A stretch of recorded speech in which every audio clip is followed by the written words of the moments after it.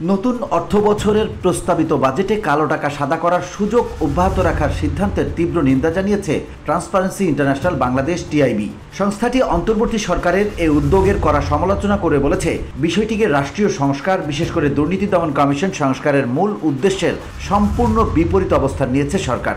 একই সঙ্গে এই সিদ্ধান্তকে অনৈতিক, বৈষম্যমূলক ও সংবিধানের সুস্পষ্ট লঙ্ঘন বলছে সংস্থাটি। 2025-26 অর্থবছরের ঘোষিত বাজেটের প্রতিক্রিয়ায় সংবাদ বিজ্ঞপ্তিতে টিআইবির নির্বাহী পরিচালক ডক্টর ইফতেখারুজ্জামান বলেন, যেভাবেই ব্যাখ্যা করা হোক না কেন, এটি স্পষ্টভাবে প্রমাণ করে যে রাষ্ট্র সংস্কার, বিশেষ করে দুর্নীতিবিরোধী সংস্কারের মূল উদ্দেশ্যকে রীতিমতো উপেক্ষা করেছে অন্তর্বর্তীকালীন সরকার। একই সঙ্গে দুর্নীতিকে উৎসাহ দিয়ে রিয়েল এস্টেট লবির ক্ষমতার কাছে আত্মসমর্পণ করেছে।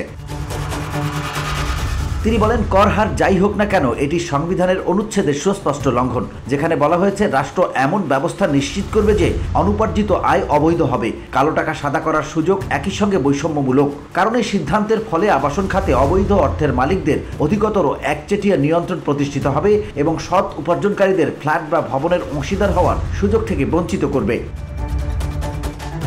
টিআইবির নির্বাহী পরিচালক আরও বলেন, সবচেয়ে আশঙ্কা ও হতাশার ব্যাপার হলো সরকারের এই সিদ্ধান্ত দুর্নীতিকে উৎসাহ দেবে। এর মাধ্যমে সরকার বাস্তবে পুরো বছর জুড়ে অবৈধ ও অপ্রদর্শিত অর্থ সম্পদ অর্জনের জন্য নাগরিকদের উৎসাহিত করছে এবং বছর শেষে কালো টাকাকে বৈধতা দেওয়ার অঙ্গীকার করছে।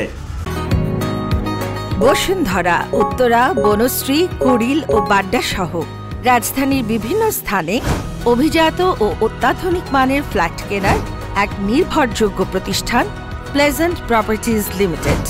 তাই আপনার স্বপ্নের আবাসনের জন্য আজই যোগাযোগ করুন।